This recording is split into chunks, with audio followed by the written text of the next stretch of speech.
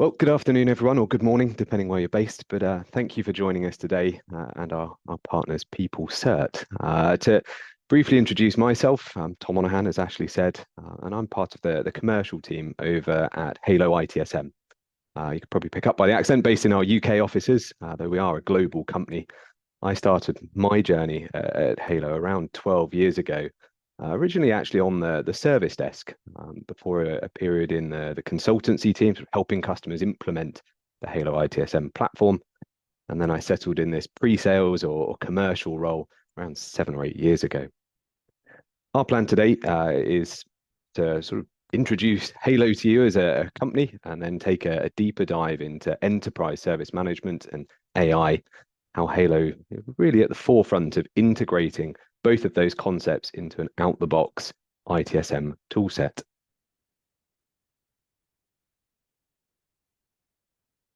So Halo ITSM, hopefully some of you will be familiar with us, with the name, but potentially some of you won't have come across us yet. So Halo ITSM is a service management platform, and it's been built to be used right across an organization to drive efficiency, manage business processes. And despite our name, it really isn't just an ITSM tool. We'd really describe Halo as a platform, a business platform to be used right across the organization. What we're trying to deliver and drive is a centralization of potentially disparate tools that you may use across different departments currently, trying to give you a single pane of glass, join up all those processes and workflows, whilst driving efficiency through AI augmentation. As a company, we're now one of the fastest growing tech organizations globally, recently identified in the top 30 fastest growing companies in the UK. And that's not technology companies, that's the UK as a whole. Halo is now used by over 4,000 clients globally in a variety of verticals, public sector, private sector. You can see on the screen here some real household names, teams at Microsoft who are utilizing Halo for various application support. So as I say, we're now one of the fastest growing companies, specifically in the ITSM space, but more widely being named as one of the fastest growing companies of any type here in East Anglia, where I'm based in the UK. A large part of the success, we believe, is based on our underlying philosophy.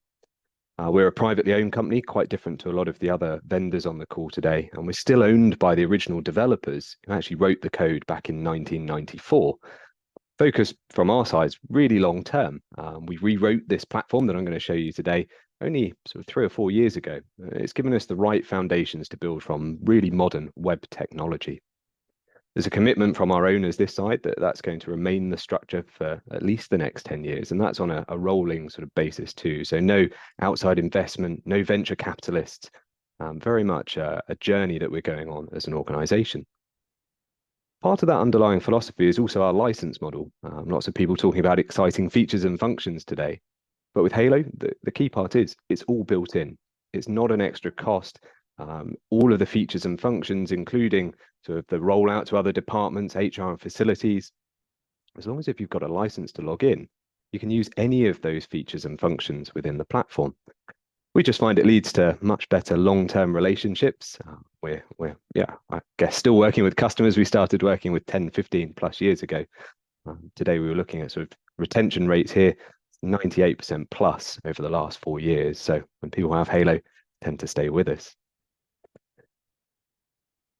I guess SaaS is the direction the vast majority of customers are going. But again, part of that commitment from us is that we do still support on-premise clients. We work right across Europe. There's requirements, especially sort of Germany, other regions where data integrity, having ownership of that is something that people like to have in their own environment. We've always supported that and will continue to do it, even with our AI connectivity as well. We can talk about that more. As a company, we always put the customer first. Our roadmap is public facing, haloitsm.com/roadmap if you want to look. It's built completely around customer suggestions, customer feedback. There's actually a really cool online community, a forum. People vote on all the ideas, and that's reviewed internally here by our development team. So hopefully that gives you a bit of an insight as to who we are, where we've come from, where we want to take the platform. As it says on the screen, I guess a nice summary, a modern no-code, low-code platform with outstanding customer service, and really importantly for me, delivered at a fair price. I think that's an important factor too. So the basics. I'm here to talk to you about AI and enterprise service management today and how we're delivering value from that. So AI in its current form, it's an augmented search on a database of knowledge. So you're not just searching for text, but contextual context too. Each piece of data is sent up to that large language model. You're getting vector representation, characters, numbers, and that's stored in a database. The process is known as embedding. I'm sure familiar to lots of people on the call today. A unique feature of the vector database is that capability to perform approximate near neighbor searching on the vectors efficiently. What we're trying to do there is key matching instead of performing exact key matches. That's what you'd see in sort of a traditional database. And what we're trying to do here is look at context over text. And then on the enterprise service management side, it's often referred to as ESM, and it's the extension of IT service management principles, ITIL principles, but in other wider areas of the business. Teams like human resources, legal, facilities, marketing, anywhere where there are processes, business processes, where they could benefit from those efficient ITSM processes. What we're doing in Halo is delivering both of those as part of our all-inclusive out-of-the-box setup. It's ready to hit the ground running, so to speak. It's an enterprise service management platform, despite the name, augmented with AI. So I guess that's a bit of an intro to Halo, who we are, what we do, and what I wanted to show is actually some of Halo out of the box and what we're doing in that space. So what I'm going to do is set my screen to share, and hopefully any second now, you should just be able to see a browser page. So from our perspective, great part about Halo is you can just go to our website and hit this start trial button. That's exactly what I've done before today's session. You'll see here, we've got the landing page. So this is the Halo sort of interface day one. And we've got all of the features and functions down the left-hand side. This is the agent side. We have the end user portal. Very briefly sort of put some background images and things on here today, but hopefully you can see all of that on the screen. If we start in quite a strange place, configuration. Halo doesn't hide this away. It very much is a no-code, low-code platform. And you'll see all of the functional areas of the tool are here. You can turn off any of the areas that you don't want to use, turn on the areas that you do. As I say, they're all inclusive, so it is just a case of enabling them. But structurally, Halo's been designed with enterprise service management at its core. So when we look at the organization, and we see this visualization of it, we can see by default, we have the departments at the green level that are potentially using this instance. We have the different teams within the department and the engineers or support analysts that are involved. Importantly, each engineer or agent logging into the tool has a role associated with them. That role is what drives what they see, the look and feel of the system, the workflows and processes that they have available to them. When we go back to configuration, Halo, as I say, was rewritten not that long ago, sort of 3-4 years ago. And as part of that, it was built around a REST API. Natively, we integrate with hundreds of platforms. They are all free to turn on. They're part of the platform. They're built in-house. So they're supported and maintained by us and our team of in-house developers. You'll see tools on here like Entra. There's a full integration there. We can map those roles, map those departments directly into the tool, but also use that to drive automation. Really important when we start looking at how much we can reduce sort of the manual workload in Halo. Just to show you, today, as I say, I'm logged in, I guess, as a super admin, an IT admin, seeing all of those ITIL-aligned areas as you'd expect, the CMDB, stock control, various sort of features and functions. But if I were to just, for example, log in as one of my agents, so if we go to perhaps Robert, who's our HR manager, this is one platform, one instance of Halo. But if I impersonate Robert and just log in as him for a moment, what we should see is the look and feel of the system is very different. Robert doesn't see those ITIL-aligned areas, though he can still use the processes. He sees the HR team. He sees human resources, payroll, and potentially different requests that are coming into that area. The big differentiator for us is that you can give users the right features, the right functions, but in the background, still have that collaboration. So if I just log back in as myself for a moment, what we should see is that when you get something like a service request coming into the system, if we go to our requests, look at perhaps this new starter request, so Jane Smith, new starter in the system, perhaps come in via the portal. It has a plan of all of the subtasks. And these subtasks can disappear off to different teams, different departments. So that's our kind of, I guess, enterprise service management out of the box. And from a user's perspective, it's one portal. They go to make a request, they are accessing the service catalog. You'll see this becomes a central service platform. They want to get in touch with facilities, report an issue with the air conditioning. What we're doing in the background is routing that through to the right team, following those business processes, and joining them up within the tool. The other side of what we wanted to talk about today is AI. So Halo has AI built in out of the box. There are a couple of different examples that I can show you in this interface today. I thought a really good sort of way to sort of step through that is from an agent's perspective.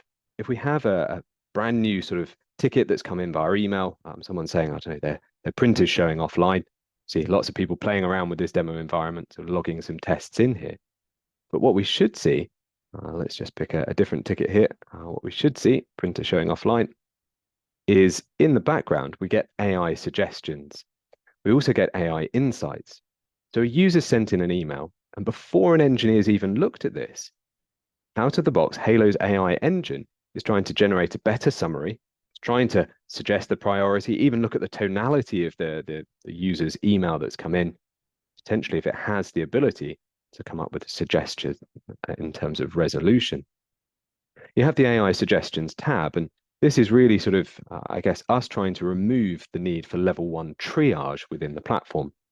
Our long-term aim is to remove as much level 1 support, as much level 1 service from those manual sort of steps that may be in place at the moment. You'll see on here, what we have is a number of suggestions, but these have actually been automatically applied based on the vector score in the background. So you'll see here, we've automatically assigned this out to James. We've given it a category, we've escalated it, potentially overridden the priority. But it's also, following ITIL, identified that there's actually a number of similar open incidents with a high enough vector score that we're quite confident that a problem should be created. We're not actually confident enough to automatically apply it. We've set a threshold that's quite high to make sure that we're accurate with these things. We can then manually apply that. You'll also see this bot on the right-hand side. It's popping up for me as an engineer with potential AI knowledge-based suggestions. But again, even before I've looked at it, in the templated email that goes back to a user, the sort of standard thing all of these systems do, here's your ticket reference number. It's actually going to give them the top 3 articles, things that might help them to resolve the issue before you've even looked at it. You'll see lower down on here, again, we've got that sort of AI match tickets piece. The other out-the-box use case that I wanted to touch on is we've got this knowledge in the system, but where's it coming from? We do integrate with all sorts of platforms, Jira's Confluence being one, SharePoint, but also you can build knowledge directly from the resolution. Always these systems have had the ability to take your closure note, plug that into a knowledge article. So simply take closed, closure, whatever you put in here and drop it into an article. Isn't really that helpful. So you'll now see we've got this option to actually create a knowledge article using AI. What that's going to do is look at the ticket. Should we have used a knowledge-based article? We've already got one there, and it will flag that for your knowledge manager to review. Why didn't we find it? If there isn't an article, it will read the entire transcript with the user, draft an article, send that to your knowledge manager, who can then approve it and share it with either the end users or keep it as an internal article. The other side, the other use case that we have out of the box, if I just restart this, we've got a virtual service agent. So this is our end user portal. It's fully brandable. We can embed this as an application within Teams. But the virtual service agent can actually be a standalone application within Teams, within Slack, or in your own web pages as well. So we'll ask the virtual chatbot, what can you do? And it should come back to us with a response of current sort of pre-built things that are there out of the box. As I say, this is just a trial. It's a trial that anyone can grab from our website. So it is designed to work from day one. What we're seeing here is it can search the knowledge base. It could potentially log a service request for me, potentially report issues, even updating existing tickets. But really importantly, this can also transfer to a human conversation. So you can still have that interaction that users sometimes want. Importantly, everything that's in here, even if the user abandons the chat, it's still logged as a ticket.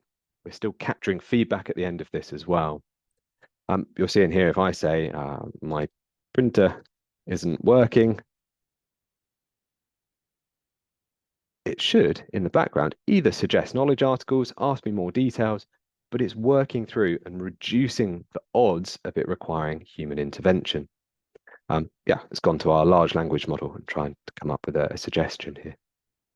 What's really important to us is that we're not training that large language model. In the background, we're sending the data up, we're making a request, we're pulling data back, the response, but we're not storing that data in any way. So your data is very secure and safe. From our side, these are just some of the out-the-box use cases that we've tried to pre-build, but it is a really, I guess, evolving part of the system, and it is all built through the UI. On our website, if I scroll down a little on here, there is a nice page around AI, which is really worth having a look at. But if people want to sort of see more of this, we're more than happy to arrange sort of detailed demos. Hopefully some nice insights there as to where we're taking this. One of the big parts is we have recently been recognized by Gartner on their Magic Quadrant for AI, one of only sort of 10 AI ITSM tools on there. So an exciting sort of next couple of months for us as we deliver more and more through that. I'm just going to hop back to my slide deck. Just bear with me 1 second, and hopefully any second now, we'll be back to the slides. So from my side, hopefully that's been a quick introduction, a nice introduction for those on the session today, existing clients if we've got any on the call, and those looking to do more with enterprise service management and potentially AI in their service management tool. Even if that isn't Halo yet, hopefully some food for thought. More than happy to speak further after the webinar today, or if anyone's got any questions now, perhaps Ashley is a good time to pick some of those up. Excellent, Tom. Thank you very much for that presentation. And it very well structured, and it seems that AI has really been a core tenet of the solution of HaloITSM today. There are a couple of questions that have come in. So one of them is, what is the ramp-up time to make the AI engine usable for day-to-day services, including training, etc.? Then once in use, what level? So I was just reading it, and it's just disappeared. And then once in use, what level of further training then can be applied to the tool? Yeah, so certainly it's a good question. It definitely relies on you having good data in the system, as has been discussed today to some degree. The nicety is that it can look at the large language model. It can do sort of proper RAG searching, go out, use that large language model if you haven't already got your own data. It's quite impressive how quickly you can build up data in a system like this. We can import it from old systems. I guess one of the reasons most people are moving systems is because they haven't got the data that they want. So it's a bit of a challenge sometimes initially. But once you have started, it is a system that evolves. So the more you do within the system, the more intelligent it becomes. That database, as it gets larger, the more you can, I guess, deflect users, drive that shift left. We've actually got a council here in the UK. They've got something like 37% now of all incoming inquiries via the portal fully resolved.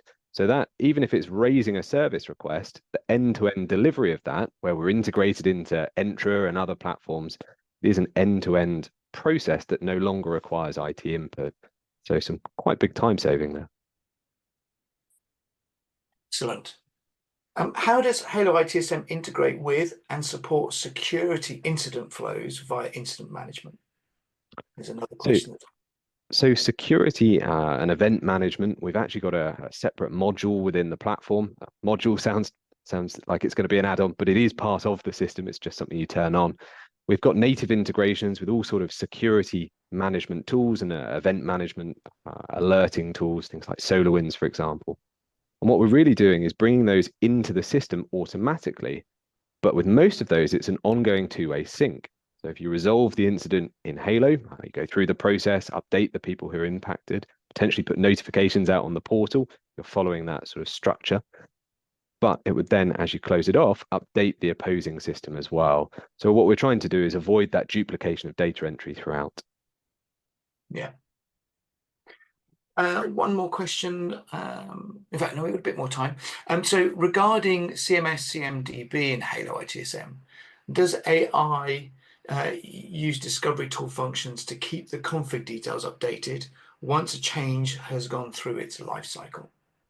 Yeah, really good question. So from our side, our CMDB can be manually populated through spreadsheets, manual creation, but normally we'd integrate with platforms like Intune, SECM, discovery tools like Landsweeper or Verima.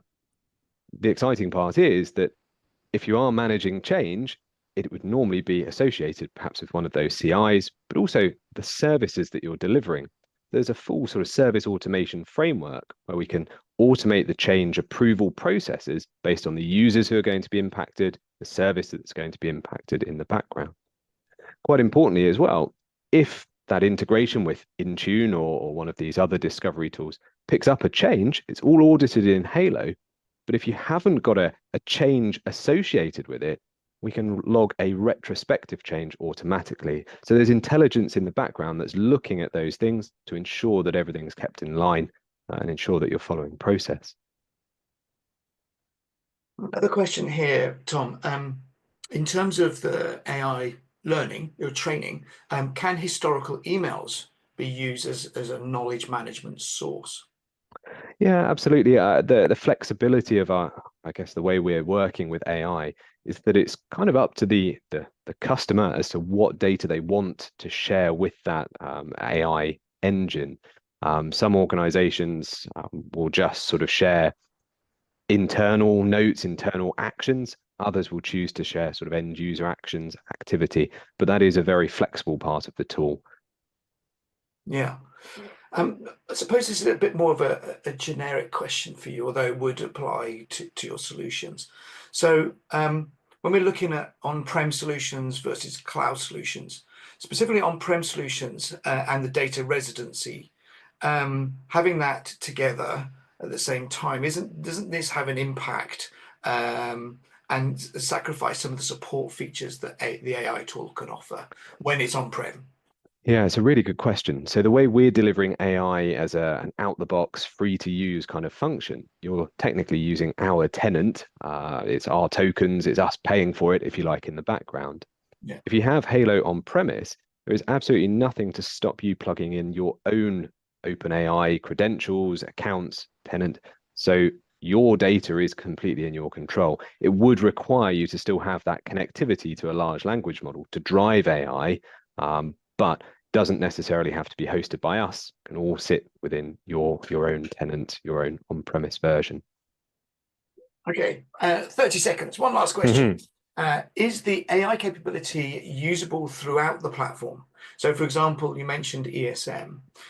So perhaps can it be used within the HR modules and custom workflows? And can the AI engine be applied to other areas as well? Yeah, that's a really good question. So it is across the platform, but really importantly, it takes into account the engineer or agent's permissions. So where we talked about that role-based access, if you're an HR manager, it's going to be looking at suggesting knowledge-based articles you have access to. In the same way, if it's trying to tell you that there's a major incident going on, a problem, you're in IT, it's not looking at those HR cases in the system. There is that segregation where you want it, but also the collaboration where you need it to drive efficiency. Perfect. Tom, thank you very much for your time and very informative presentation. No worries. Thank you.